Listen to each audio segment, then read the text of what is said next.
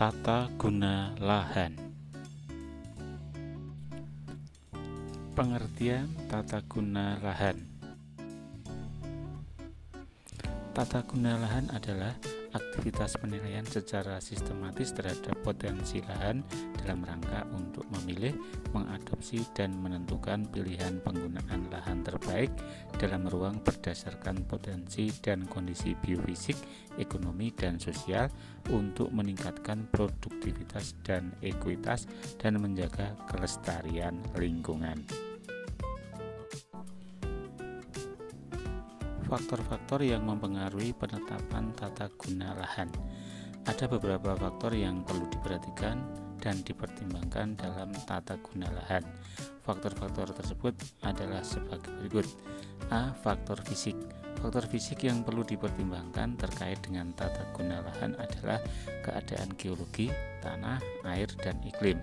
Keempat faktor fisik ini saling mempengaruhi antara satu dan lainnya.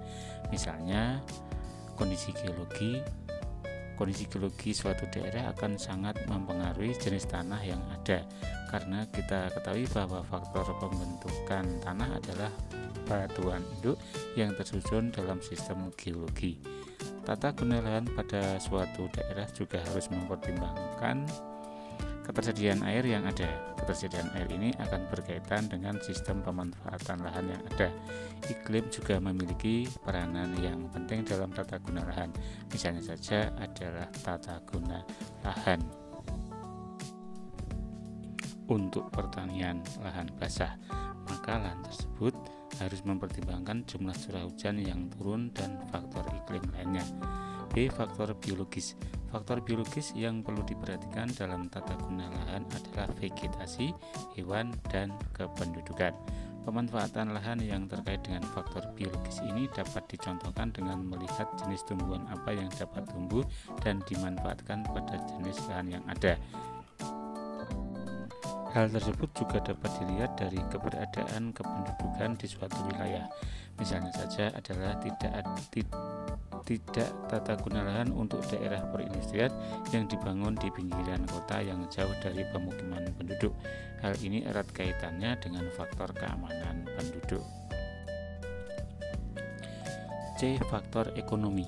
Faktor pertimbangan ekonomi erat kaitannya dengan ciri keuntungan, keadaan pasar, dan transportasi.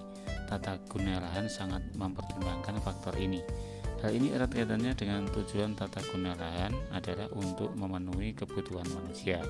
Jadi dapat disimpulkan bahwa manusia tidak akan memanfaatkan ketersediaan yang ada apabila tidak memberi keuntungan. D. Faktor institusi. Faktor institusi dicirikan oleh hukum pertahanan, keadaan politik, keadaan sosial, dan secara administrasi dapat digunakan. Kita mengetahui bahwa ada beberapa lahan yang tidak boleh dimanfaatkan dan digunakan untuk kepentingan penduduk. Hal ini erat kaitannya dengan undang-undang yang telah dibuat. Sebagai contoh adalah lahan area yang digunakan sebagai wilayah hutan lindung, daerah resapan air, dan area lahan yang bersejarah tidak boleh dimanfaatkan oleh penduduk. Hal ini merupakan salah satu upaya yang dilakukan pemerintah untuk menjaga kondisi lahan yang ada.